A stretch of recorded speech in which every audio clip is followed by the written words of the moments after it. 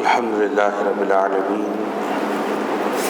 نحمده ونصلي على رسوله الكريم أما بعد فأعوذ بالله من الشيطان الرجيم بسم الله الرحمن الرحيم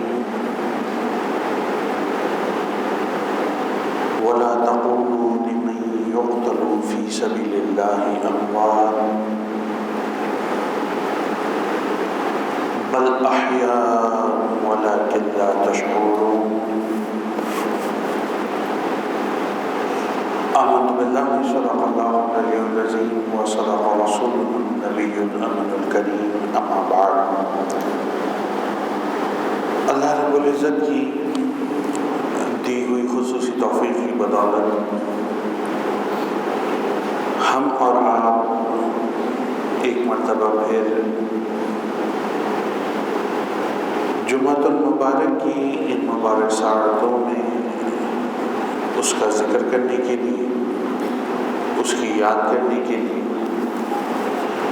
اس کے دین کی باتیں سیکھنے کے لیے، سکھانے کے لیے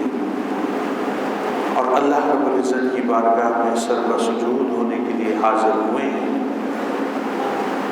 اللہ رب العزت سے دعا کروں کہ ہم تمام کا یہاں آنا، بیٹھنا، کلام کرنا، کلام سننا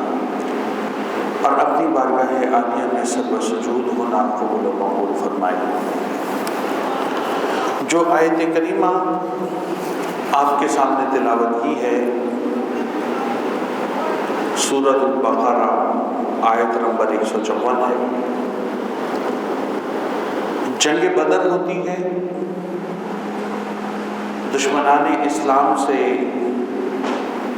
مسلمانوں کی پہلی جنگ اور پہلا معرکہ وقوع پذیر ہوتا ہے۔ کچھ صحابہ کرام اس کے اندر جام شہادت کو نوش فرماتے ہیں، لیکن نہ تو اس وقت تک شہید کے مرتبے کے حوالے سے کوئی واضح عبارت قرآن حکیم میں نازل ہوئی تھی، اور نہ ہی رسول اللہ صلی اللہ علیہ وسلم نے کوئی واضح احکامات شہداء کے حوالے سے بیان کیے تھے۔ اس لیے بعض احباب یہ کہنے لگے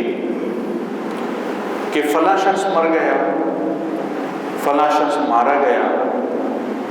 فلاں کی بیوی وہ بیوہ ہو گئی، فلاں کا بچہ وہ یتیم ہو گیا۔ اور بعض افراد وہ بھی تھے جو کہ نیوٹرل تھے، نہ مسلمان تھے نہ کفار کی طرف سے آئے تھے، انہوں نے یہ باتیں کہنا شروع کر دی کہ محمد صلی اللہ علیہ وسلم یہ اپنے نئے لائے ہوئے دین کے خاطر لوگوں کو مروانے لگ گئے ہیں۔ یہ باتیں چل رہی تھیں، ان موضوعات پر کلام ہو رہا تھا کہ قرآن کریم نے حتمی حکم شہید کے حوالے سے بیان فرمایا اور ارشاد فرمایا کہ وَلَا تَقُولُوا لِمَن يُقْتَلُ فِي سَبِيلِ اللَّهِ أَمْوَاتٌ، کہ خبردار ان کو ہرگز مردہ نہ کہو جو اللہ کی راہ میں جام شہادت کو نوش کر چکے ہیں۔ وَلَا تَقُولُوا لِمَن يُقْتَلُ فِي سَبِيلِ اللَّهِ أَمْوَاتٌ بَلْ أَحْيَاءٌ وَلَكِنْ لَا تَشْعُرُونَ، بلکہ وہ زندہ ہیں لیکن تم اس حوالے سے شعور نہیں رکھتے۔ گویا اللہ رب العزت نے ان کی حیات کے اوپر اپنی نص کو نازل فرمایا اور اس بات کی وضاحت فرما دی کہ دین اسلام کے نام پر شہید ہونے والا وہ بظاہر لوگوں کی نگاہ میں مقتول ہوتا ہے، بظاہر لوگوں کی نگاہ کے اندر مارا جاتا ہے، لیکن اللہ رب العزت کی بارگاہ میں وہ زندہ ہوتا ہے اور اس کی حیات کے حوالے سے میں اور آپ شعور نہیں رکھتے۔ اس کا ایک بڑا واضح مطلب جو میری اور آپ کی سمجھ آتا ہے وہ یہ بھی ہے کہ قرآن کے نزدیک زندگی اور موت کا فلسفہ الگ ہے۔ ہمارے معاشرے میں زندہ اس شخص کو کہا جاتا ہے جو سانسیں لے رہا ہوتا ہے، اور مردہ اس شخص کو کہا جاتا ہے جس کی سانسوں کی لڑی وہ ٹوٹ جایا کرتی ہے۔ لیکن قرآن کے مطابق اور رسول اللہ صلی اللہ علیہ وسلم کی تعلیمات کے مطابق زندہ وہ ہے جو اللہ کا ذکر کرنے والا ہوتا ہے اور اللہ کے دین کی سر بلندی کے لیے کوشش اور جدوجہد کرنے والا ہوتا ہے۔ اسی لیے تو نبی علیہ الصلوۃ والسلام نے فرمایا تھا کہ مثل الذی یذکر ربہ والذی لا یذکر مثل الحی والمیت، کہ وہ بندہ جو اللہ کا ذاکر ہے، چاہے وہ زبانی ذکر کر رہا ہے، وہ عملی کاوشوں کے ساتھ ذکر کر رہا ہے، وہ دین کی تبلیغ و اشاعت کے لیے کام کر رہا ہے، وہ اللہ کے دین کی سربلندی کے لیے لڑ رہا ہے، وہ ذکر کی کوئی بھی کیفیت میں ہے، فرمایا اس کی مثال اور اس شخص کی مثال جو اللہ کے ذکر سے غافل ہے، حضور نے فرمایا زندہ اور مردہ کی ہے، کہ جو ذاکر ہے وہ زندہ ہے، جو ذکر سے غافل ہے وہ مردہ ہے۔ قرآن اور حدیث اس کو مرا ہوا انسان گردانا کرتے ہیں۔ تاریخ ہمیں یہ بتاتی ہے کہ اسلام کے اندر جن احباب کی شہادتیں ہوئی اور جن صحابہ کرام نے اور صحابہ کرام کے بعد تابعین اور تبع تابعین نے اللہ کے دین کی سربلندی کے لیے کوششیں کی اور جامع شہادت کو نوش کیا، تو اگر ان کی قبور کو ان کے وصال کے صدیوں کے بعد بھی کھولا گیا تو ان کے جسموں کو میرے اور آپ جیسے انسانوں نے جاگتی آنکھوں سے زندہ اور سالم پایا۔ مثال کے طور کے اوپر حضرت امام مالک رحمۃ اللہ تعالیٰ علیہ موطا امام مالک کے اندر ایک خاص واقعے کو نقل کرتے ہیں کہ دو صحابہ کرام جس میں حضرت عمر بن الجموح اور حضرت عبداللہ بن عمر، یہ دو صحابہ کرام تھے جن کو جنگ احد کے اندر ان دونوں احباب نے جامع شہادت کو نوش کیا تھا۔ تو یہ صحابہ کرام جب ان کا وصال ہوا تو ان دونوں کو ایک ہی قبر کے اندر دفنایا گیا۔ تو جب اس علاقے کے اندر سیلاب آیا اور سیلاب کی آمد کی وجہ سے ان کی قبور وہ کھلی، تو لوگوں نے اپنی جاگتی آنکھوں سے دیکھا کہ وصال کے 46 سال کے بعد ان کے جسم وہ تر و تازہ تھے، اور جس صحابی رسول صلی اللہ علیہ وسلم کے جسم کے ایک مقام سے خون نکل رہا تھا، جہاں پر انہوں نے اپنے ہاتھ کو رکھا ہوا تھا، جب اس صحابی رسول صلی اللہ علیہ وسلم کے ہاتھ کو سیدھا کرنے کی کوشش کی گئی تو وہ ہاتھ واپس اٹھا اور جا کر اسی زخم کے اوپر ٹک گیا، جو اس بات کی نشانی تھی کہ یہ زندہ بھی ہیں اور ان کے جسم وہ تر و تازہ بھی ہیں۔ پھر گزشتہ صدی کے اندر کم و بیش 60 کی دہائی میں عراق کے اندر جب سیلاب آیا تو بغداد کے علاقے میں حضرت عبداللہ بن جابر رضی اللہ تعالیٰ عنہ رسول پاک صلی اللہ علیہ وسلم کے صحابی تھے، آپ کی قبر مبارک تک جب سیلاب کا پانی پہنچنے لگا تو بغداد کی حکومت نے یہ فیصلہ کیا کہ آپ کے جسم اطہر کو وہاں سے نکالا جائے اور حضرت سلمان فارسی رضی اللہ تعالیٰ عنہ کے مزار مبارک کے پاس ان کے جسم کو لے جا کر اس کی تدفین کی جائے۔ تو جب قبر مبارک کو کھولا گیا تو 13 صدیاں گزرنے کے بعد بھی لوگوں نے اپنی آنکھوں سے اس بات کو دیکھا کہ ان کا جسم مبارک وہ تر و تازہ تھا اور اللہ رب العزت نے ان کے جسم کو سالم رکھا ہوا تھا، مٹی اور دیگر چیزوں نے ان کے جسم کو نقصان نہیں پہنچایا تھا۔ گویا یہ وہ واضح شہادتیں ہیں جو ہم اس حوالے سے آج کی اس جدید دنیا کے اندر بھی پاتے ہیں کہ جو لوگ اللہ کی راہ میں مارے جائیں اور اللہ کے دین کی سربلندی کے لیے کوشش کرتے ہوئے، جد و جہد کرتے ہوئے اللہ رب العزت کی بارگاہ میں جامع شہادت کو نوش کر لیں، تو اللہ رب العزت ان کو ایسی زندگی عطا فرماتا ہے جس کے بارے میں اور آپ تو بے شک شعور نہیں رکھتے، لیکن اللہ کی بارگاہ میں وہ لوگ زندہ بھی ہوتے ہیں۔ اور قرآن حکیم میں سورہ آل عمران کی جو آیت دوسرے مقام پر ہے، اللہ فرماتے وَلَا تَحْسَبَنَّ الَّذِينَ قُتِلُوا فِي سَبِيلِ اللَّهِ أَمْوَاتًا بَلْ أَحْيَاءٌ عِندَ رَبِّهِمْ يُرْزَقُونَ، کہ ان لوگوں کو نہ صرف زندگی دی جاتی ہے بلکہ اللہ کی جناب سے رزق بھی پہنچایا جاتا ہے۔ وہ رزق بھی اللہ اپنی جناب سے ان لوگوں کو دیتا ہے جو اللہ کی راہ میں جام شہادت کو نوش کرتے ہیں۔ یہ پورا مہینہ جو محرم الحرام کا ہے، ہم نے پچھلے سے پچھلے جمعے کو 2 جمعوں قبل شہادت عمر فاروق رضی اللہ تعالیٰ عنہ کے حوالے سے گفتگو کی تھی، اور گزشتہ جمعے شہادت امام حسین عالی مقام رضی اللہ تعالیٰ عنہ کے حوالے سے یقیناً ہمارے دوست نے آپ کے سامنے مختلف نکات کو پیش کیا ہوگا۔ 10 محرم حرام کا دن تھا اور اس کے پاس کی گھڑیاں تھیں، تو اس موضوع پہ بات ہوئی، اور انشاءاللہ تبارک و تعالیٰ پرسوں 6 ستمبر پاکستان کا یوم دفاع، وہ دن بھی پاکستان کی سطح پر انشاءاللہ منایا جا رہا ہے۔ یہ وہ تواتر ہے، یہ وہ تسلسل ہے جو رسول اللہ صلی اللہ علیہ وسلم کے دور مبارک سے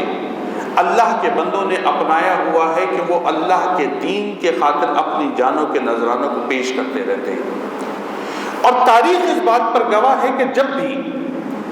حق اور باطل آپس میں التباس کا شکار ہو جاتے ہیں، التباس سے مراد خلط ملط ہو جاتے ہیں یعنی مل جاتے ہیں، جب بھی حق اور باطل آپس میں التباس کا شکار ہو جاتے ہیں اور لوگوں کے اوپر یہ پہچاننا مشکل ہو جاتا ہے کہ حق کیا ہے اور باطل کیا ہے، تو یہ وہ لمحہ ہوتا ہے جب شہید اپنی جان کا نذرانہ پیش کر کے اپنے خون سے حق اور باطل کے درمیان ایک لکیر کو کھینچ دیتا ہے اور لوگوں کے اوپر اس بات کو واضح کر دیتا ہے کہ جہاں پر میرا خون موجود ہے، جس کی حمایت میں گرا ہے وہ حق ہے، اور جس کی مخالفت میں وہ بہایا گیا ہے وہ سارے کے سارے معاملات باطل کے ہیں۔ اسی لیے جب اس یوم دفاع کے دن یعنی 6 ستمبر 1965 میں مسلمانوں کی طرف سے یعنی پاکستانی پاک افواج کی طرف سے انڈیا کے اس بھرپور حملے کے مقابلے میں دفاع کیا گیا جو انڈیا نے اچانک ملک پاکستان کے اوپر کیا تھا، تو تاریخ میں عجیب و غریب واقعات ہمارے بزرگوں نے نقل کیے۔ انٹرنیٹ کے اوپر آپ چلے جائیں، دیگر کتب میں چلے جائیں، وہ پوری ہسٹری آپ کے اوپر واضح آ جائے گی۔ لیکن جو بڑی عجیب و غریب واقعات اس وقت میں بیان کیے گئے، ان میں سے 2 باتیں میں صرف آپ کی خدمت میں عرض کر کے اپنی گفتگو کو موضوع کو مکمل کرتا ہوں کہ پہلی بات، پاکستان کے صحافی اور ادیب جنہوں نے اس وقت میں رپورٹنگ کی، وہ اپنی رپورٹس میں جو بات لکھتے ہیں وہ بڑی عجیب و غریب بات ہے۔ وہ بات یہ لکھتے ہیں کہ مختلف محاذوں کے اوپر جب ہم نے دورہ کیا تو ہمیں یہ بتایا گیا کہ بھارتیوں نے ہتھیار جہاں بھی ڈالے وہ محض غلط فہمی کی وجہ سے ڈالے، چونکہ پاک فوج کی تعداد بہت کم تھی، لیکن بھارتی فوج نے یہ سمجھا کہ پاک فوج کی تعداد بہت زیادہ ہے، تو دھوکے میں آ کر وہ شکست کھا گئے۔ اس کا مطلب یہ تھا کہ اگر 65 کے اندر بھی ہماری قوم، ہمارے ملک، ہماری افواج میں اسلام کا جذبہ موجود تھا، جہاد کا جذبہ موجود تھا، دین اسلام کا نام کے اوپر لڑنے کا جذبہ موجود تھا، تو اللہ کی مدد و نصرت اس وقت بھی ہمارے ساتھ تھی۔ پھر ایک اور بھارتی جرنیل کری آپا کا ایک بیٹا جو پائلٹ تھا، جب اس کو پاکستان آرمی نے اریسٹ کیا، وہ بیل آؤٹ کر گیا تھا، اس کا جہاز اتار دیا تھا اس نے اپنا، اس کو اریسٹ کیا گیا تو اس کا بیان ہے کہ میں راوی کے پل کو تباہ کرنے کے لیے آیا تھا۔ راوی کا علاقہ، دریا راوی پر جو پل موجود ہے، کہتا ہے میرا ٹارگٹ یہ تھا کہ مجھے وہ پل گرانا ہے۔ کہتے جب میں دریا راوی کے اوپر حملہ کرنے آیا، دریا پر پہنچا تو کیا دیکھتا ہوں کہ دریا پر ایک پل نہیں بلکہ 6 پل نظر آ رہے ہیں۔ اب میں پریشان ہوتا تھا مجھے بم کس پل کے اوپر مارنا ہے، اور کہتا ہے میں اسی کشمکش میں رہا اور اتنی کنفیوژن میرے دماغ میں آ گئی کہ مجھے بیل آؤٹ کرنا پڑ گیا۔ اور پھر اسی طرح سے جو ان کے بعض لوگ پکڑے گئے، ان کے احوال ہمیں یہ ملتے ہیں کہ ایک نے کہا کہ پاکستان کی تلواروں والی فوج نے ہمیں سب سے زیادہ نقصان پہنچایا. حالانکہ مجھے اور آپ کو پتہ ہے کہ تلواروں سے ہم لڑ ہی نہیں رہے تھے، ہم تو اسلحے سے جنگ لڑ رہے تھے. لیکن دشمن ہمیں یہ بتاتا ہے کہ پاکستان کی تلواروں والی فوج نے ہمیں شکست دی. اور ایک اور کھین کرن کے قیدی نے یہ لکھا ہے، وہ کہتا ہے کہ سرخ وردیوں کے گھڑ سواروں نے بھارتی فوج کو تباہ کر دیا. نہ سرخ وردیوں والی کوئی فوج ہماری باقاعدہ طور پر ڈپلائی ہوئی تھی اور نہ گھوڑوں پر جا رہی تھی، لیکن وہ کہتے ہیں کہ ہم دیکھ رہے تھے، انہوں نے ہماری فوج کو تباہ کر دیا. اس کا مطلب کیا ہے؟ مطلب وہ ہے جو اقبال نے کہا تھا کہ فضائے بدر پیدا کر، فرشتے تیری نصرت کو اتر سکتے ہیں گردوں سے قطار اندر قطار ربی. کہ اصل ضرورت اس بات کی ہے کہ میرے اور آپ کے اندر وہ جذبہ موجود ہو جو صحابہ کرام میں موجود تھا.